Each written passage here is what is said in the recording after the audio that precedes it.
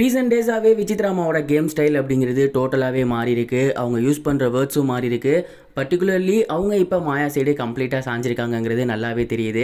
நேற்று நைட்டு அவங்க ஒரு கமெண்ட் பாஸ் பண்ணுறாங்க விஷ்ணுவை பற்றி. நிக்சனும் பூர்ணிமாவும் பயங்கர க்ளோஸாக ஆனதுனால தான் ட்ரிகர் ஆகி விஷ்ணு இன்னைக்கு பயங்கரமாக ஆடிட்டான், பூர்ணிமாவை எலிமினேட் பண்ணப்போ அவ்வளோ சந்தோஷப்பட்டிருந்தான் அப்படின்னு சொல்லியிருந்தாங்க.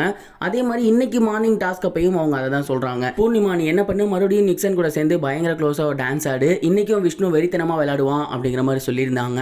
வீட்டில் ரொம்பவே பெரியவங்க, எல்லாரையும் மகனாக பார்க்குறேன் மகளாக பார்க்குறேன்னு சொல்கிறவங்க இந்த மாதிரியான சீப்பான கமெண்ட்லாம் பாஸ் பண்ணுறது அப்படிங்கிறது சுத்தமாக சரியில்லை. ரீசெண்ட் டேஸாக அவங்க அர்ச்சனாவுக்கு ஒரு சில அட்வைஸ் கொடுத்துக்கிட்டு இருக்காங்க. ஆனால் அவங்களோட போக்கே சரியில்லை அப்படிங்கிறது அவங்களுக்கு தெரியலை பாருங்களேன் அப்படின்னு அர்ச்சனாவோட ஃபேன்ஸ்லாம் கூட சோசியல் மீடியாவில் பயங்கர வேறலாக ஒரு சில விஷயங்கள் சொல்லிட்டு இருக்காங்க. குறிப்பாக அவங்க என்ன சொல்கிறாங்கன்னா, குறும்படம்ங்கிற ஒன்று மட்டும் விசித்ரா மேமுக்கு வந்துச்சுன்னா கண்டிப்பாக அவங்க ஏகப்பட்ட விஷயங்களில் மாட்டுவாங்க.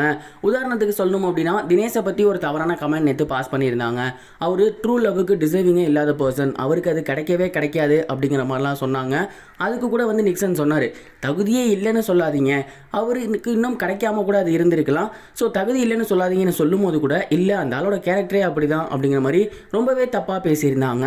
அண்ட் இன்னொரு விஷயம், வீட்டில் வேலை செய்கிற விதத்தில் வந்து எல்லாருமே ஒன்று தான். ஆனால் அவங்க இப்போ ஸ்மால் பாஸில் ஒரு வேலையும் செய்கிறது கிடையாது. ரவினாவுமே அதை தான் சொல்கிறாங்க, எல்லாத்தையுமே நாங்கள் வெட்டி வச்சிடறோம், பக்கத்தில் எடுத்து வச்சிடறோம், ஜஸ்ட் அவங்க வந்து சமைக்க மட்டும்தான் செய்கிறாங்க. பாத்திரம் விளக்க சொன்னால் கூட நான் தான் சமைச்சு தரல, நீங்கள் பாத்திரம் விளக்கிங்க அப்படின்னு சொல்கிறாங்க. ரொம்பவே ரூடாக இருக்குது அவங்களோட ஆட்டிடியூட்லாம் அப்படிங்கிற மாதிரி சொல்லிட்டு இருக்காங்க.